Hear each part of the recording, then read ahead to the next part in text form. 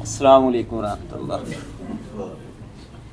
बयान करने वाले तो काफ़ी बयान कर छड़िया, मैं तो सिर्फ हम दुआ ही करावांगा कि जिन्हें फाली के जिन्हें मरीज़ आए ना मेरे को अक्सरीयत जेह्ड़े गुस्से पसंद गुस्से वाले ने अक्सरीयत जी अजलाती ज़्यादा ने, गुद्दी नालों ज़्यादा अजलाती ने। जदों गुद्दी पेशेंट होंदा होगा, गुद्द दे विच आउंदा होगा तो फिर उहदी लत्तां सुक्कण लग पैंदियां, जिस तरह उहने कहंदे ना सुक्कदा है। जदों गुद्द दे विच फल हुंदा तो फिर उहदी गिज़ायत नहीं मिलदी, फिर वो आज़ाद सुक्कण लग पैंदी।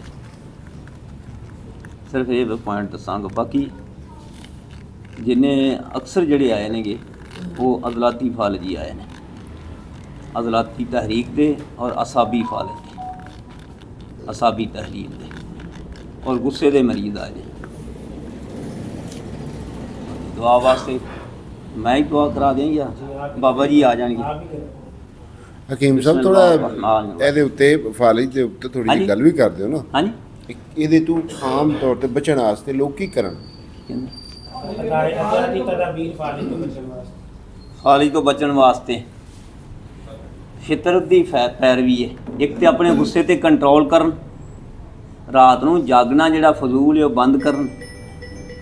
ते जिस तरह सानू गुस्सा आउंदा है इस तरह दूसरे नूं भी गुस्सा आउंदा, हर बंदा ही है ਉਹਦੇ 'ਚੋਂ कुछ ना कुछ तो है ना। अना भी हैगी है, गैरत भी हैगी है। तो गैरत के उत्ते घट आउंदा है, अना ते जिहड़े फालिज दा मरीज़ ने ज़्यादातर अना के उत्ते ही मरदे ने। जिन्ने फालिज दे आए ना वो अना पसंदी ने। जदों गैरत ना आउंदा ने उदों शरियान नहीं फड़दी या उन्हां नूं फालिज नहीं हुंदा, फिर वो कुछ ना कुछ कारनामा कर देंदे ने।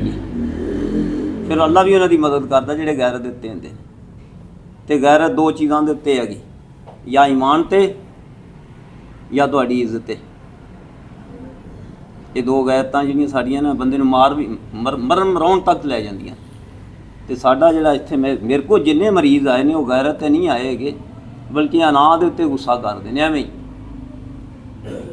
किसे घरदियां दे उत्ते कर लिया, किसे बरादरी दे उत्ते कर लिया, किसे मुखालफ दुश्मन ते कर लिया, किसी ने मेरी गल नहीं मन्नी हैगी, ये उहदे नाल ही जांदा है। लिहाजा उस गुस्से नूं कंट्रोल करना है कि जिस तरह मैनूं आउंदा दूसरा बंदा भी तो है।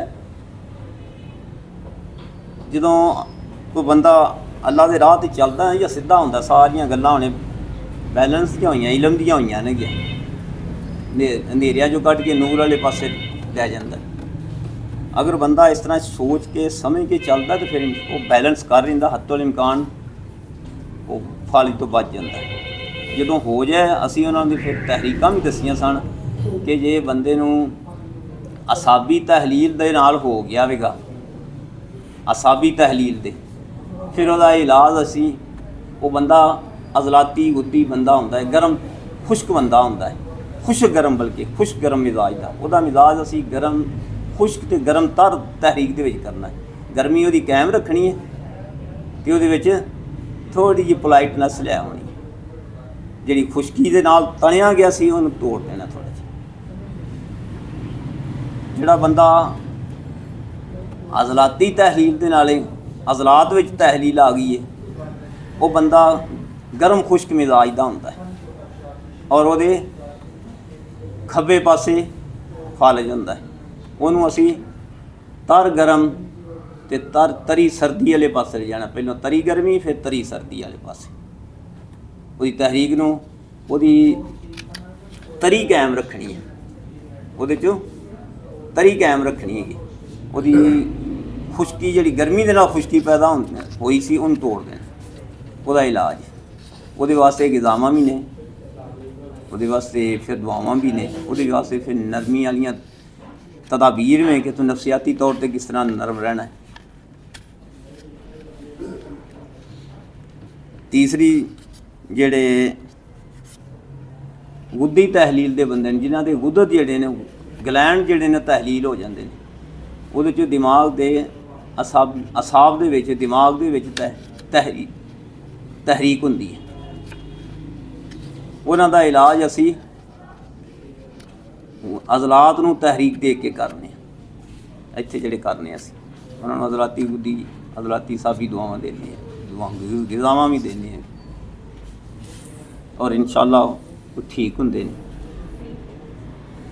ਕਾਫੀ ਹੱਦ ਤੱਕ ਠੀਕ ਹੋ ਜਾਂਦੇ। ਇਹ ਜੀ ਹੁਣ ਮੈਂ ਗੁੱਸੇ ਦੇ ਨਾਲ ਜਾਂ ਰਾਤ ਦੇ ਨਾਲ ਜਿਹੜੇ ਲੋਕ ਰਾਤ ਨੂੰ ਸੌਂਦੇ ਤੇ ਸਿਰ ਨੰਗਾ ਰਹਿ ਜਾਂਦਾ ਨਾ ਜੀ, ਹਾਂ ਉਹ ਵੀ ਬੜਾ ਹਾਂਜੀ। ਬਹੁਤ ਬੜਾ ਸਟਾਈਲ ਬਣਦਾ। ਤੇ ਉਹਦੇ ਨਾਲ ਸਿਰ ਦਰਦ, ਛਿੱਕਾਂ ਆਉਂਦੀਆਂ ਨੇ, ਸਿਰ ਦਰਦ ਹੁੰਦਾ, ਛਿੱਕਾਂ ਆਉਂਦੀਆਂ ਜਦੋਂ ਹੱਦ ਤੇ ਤਾਲਤ ਹੁੰਦਾ, ਫਿਰ ਉਹਦੇ ਨਾਲ ਹਾਲੇ ਤੱਕ ਵੀ ਹੋ ਜਾਂਦਾ ਹੈ, ਮੇਰੀ ਦੇ ਦਰਦ ਹੈ। ਮੈਂ ਸ਼ਾਇਦ ਆਪਣਾ ਬਿਆਨ ਨਹੀਂ ਕਰ ਰਿਹਾ, ਜਿਸ ਅਸਲ ਵਿੱਚ ਅੱਜ ਤੇ ਮੌਜੂ ਹੈਗਾ ਸੀ ਕਿ ਪੀਰ ਯਕੂਬ ਅਤਰ ਸਾਹਿਬ ਦਾ, ਉਹਨਾਂ ਨੇ ਬਿਆਨ ਕਰਨਾ ਸੀ।